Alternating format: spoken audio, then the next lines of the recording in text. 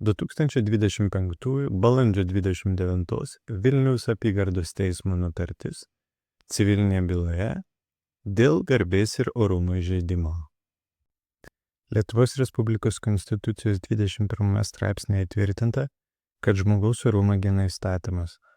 Konstitucijos 22 straipsnėje nustatyta, jog įstatymas ir teismas saugo, kad niekas nepatirtų savavališko ar neteisėto kišimosi į jo asmeninį ir šeimyninį gyvenimą,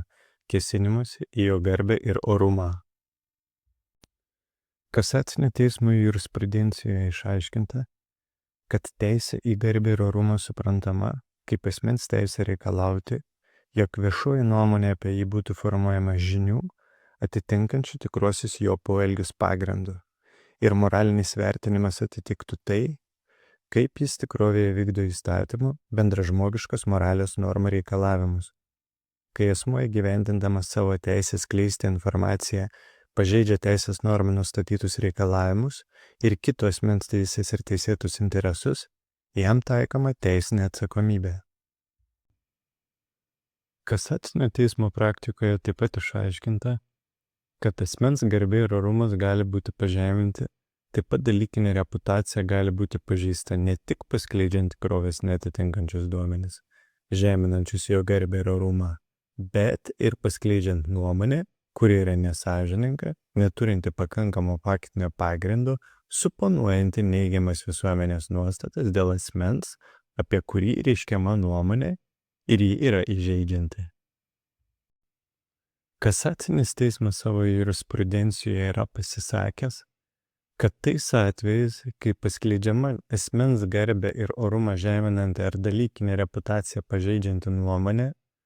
tai padaręs asmuo pažeidžia Civilinio kodekso 1.137 straipsnio antroje dalyje įtvirtintą bendrąją pareigą įgyvendinti savo teises,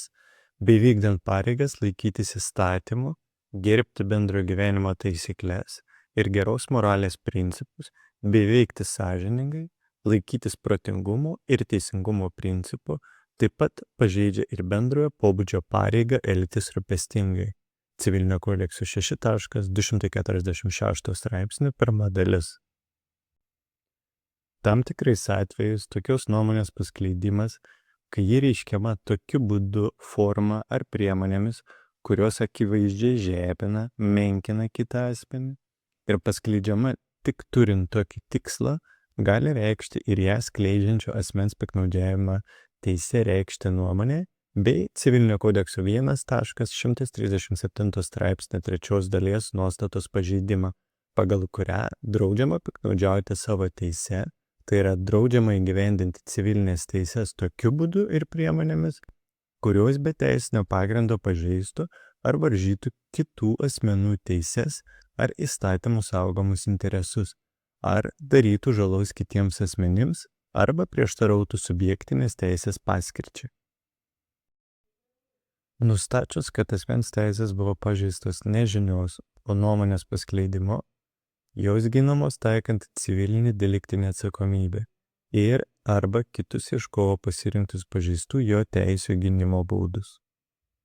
Sėkmingai atstovavome klientą byloje, kurioje tiek pirmos, tiek apeliacinės instancijos teismai konstatavo,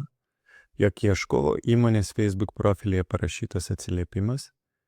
gali būti laikytinas atsakovo nuomonė, tačiau jį išreikšta neetiškai, įžeidžiant ieškovą ir tokiu būdu pažeidžiant jo garbę ir orumą. Atsakovas buvo įpareigotas atlyginti turtinę ir neturtinę kliento žalą ir patalpintą atsiliepimą pašalinti iš Facebook paskyros.